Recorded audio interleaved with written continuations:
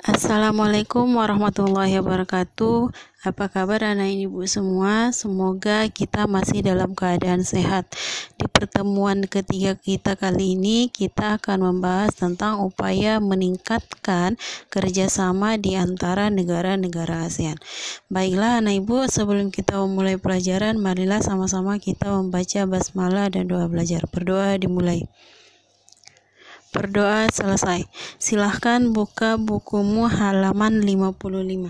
Di pertemuan minggu lalu, kita sudah membahas tentang interaksi antar negara-negara ASEAN. Sekarang kita lanjut upaya meningkatkan kerjasama antar negara ASEAN.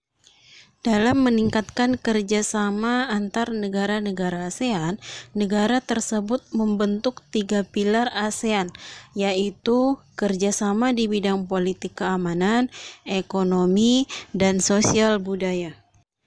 Pilar yang pertama yang akan kita bahas yaitu pilar sosial dan budaya.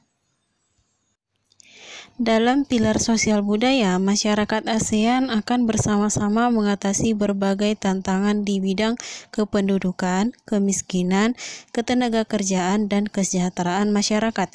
Dalam memperkuat daya saing di kawasan ASEAN, negara-negara ASEAN berkomitmen meningkatkan kualitas sumber daya manusia dan kualitas lingkungan hidup.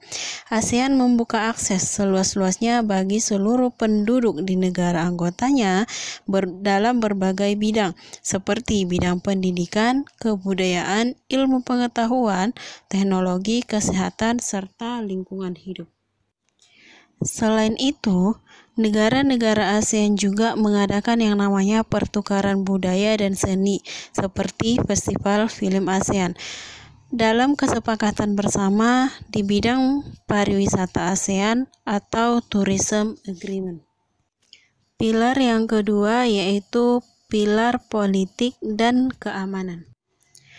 Dalam bidang politik dan keamanan, ASEAN berusaha meningkatkan kualitas pelayanan publik melalui peningkatan kemampuan pemerintah dan pelibatan masyarakat madani atau civil society dalam pengambilan keputusan. Masyarakat ASEAN lebih mengenali keberagaman budaya negara anggota, saling menghargai identitas nasional masing-masing, serta mewariskan sebuah kawasan Asia Tenggara yang aman, damai, dan makmur kepada generasi penerusnya. Istilah dalam negara-negara ASEAN yang bergerak di bidang politik keamanan yaitu ASC atau ASEAN Security Community. Yang terakhir yaitu pilar yang ketiga, pilar ekonomi.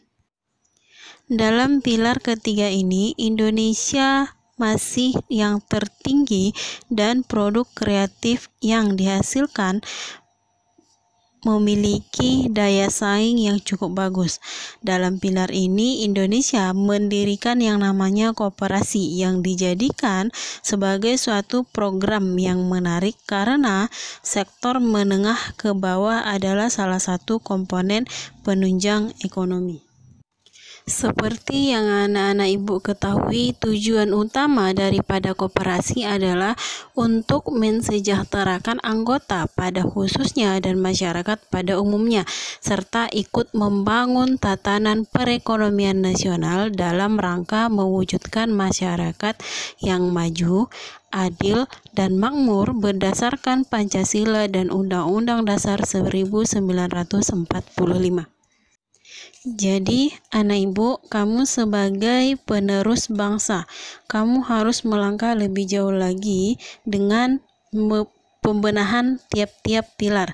Pembenahan itu meliputi pembenahan struktur politik, kekuatan penegak hukum, dan militer, penyatuan visi dan misi dan semangat kultural, pembenahan kesejahteraan sosial, dan juga penguatan ekonomi dan daya saing produk kita dengan produk negara-negara ASEAN lainnya.